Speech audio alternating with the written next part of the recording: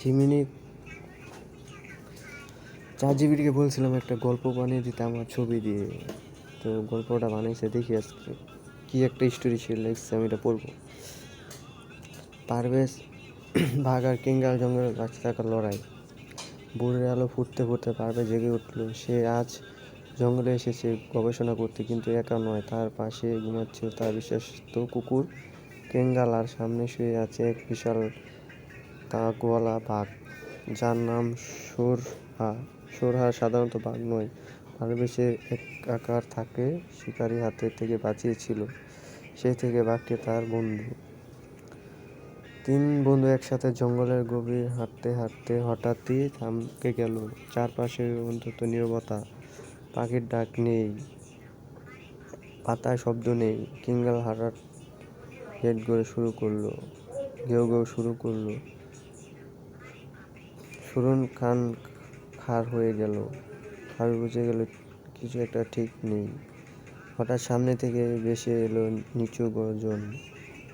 ঝোপের আড়ালে থেকে বেরিয়ে এলো তিনটা ক্ষুধার্ত কালো চিতা। একজন মানুষ, বাঘ আর এক কুকুর তাদের সামনে দাঁড়িয়ে। পারভেজ ফিসফিস করে বলল, কিঙ্গাল সুর প্রস্তুত।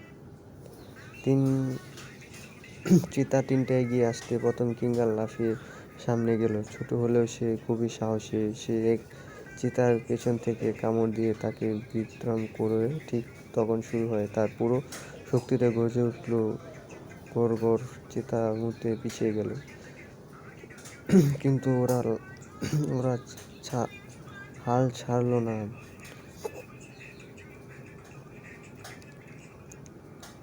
না। দুই চিতা আবার আক্রমণ করতে গেল। পারভেজ দ্রুত একটা লাঠি হাতে নিল এবং শের পাশে দাঁড়িয়ে গেল। শের এক লাফে এক চিতাকে মাটিতে চেপে ফেলল। পারভেজ আর কিঙ্গাল মিলে আরেকটিকে তাড়িয়ে দিল। সেই তিনটে ভয়ে পালিয়ে গেল। বাঁচার পর পারভেজ হাঁপাতে হাঁপাতে কিঙ্গালকে জড়িয়ে ধরল। তুই না থাকলে আজ আমি যাইতাম রে বন্ধু। শেষে সুরে এসে পারভেজের পাশে দাঁড়ালো, করে মাথা ঘষ তার নিচের মতো করে কৃতজ্ঞতা। দুপুরের রোদ, তাদের তিনজন বিশাল বিশ্রাম নিল নদীর ধারে। পারভেজ আকাশের দিকে তাকিয়ে ভাবল, একজন মানুষ, এক কুকুর আর একটা বাঘ, এমন অদ্ভুত বন্ধু তার কোথাও নেই।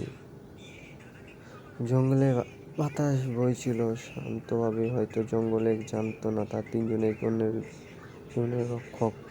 তুমি চাইলে অবশেষে গল্পটা খুব ভালো লাগছে, আর এখানেই শেষ, সমাপ্ত।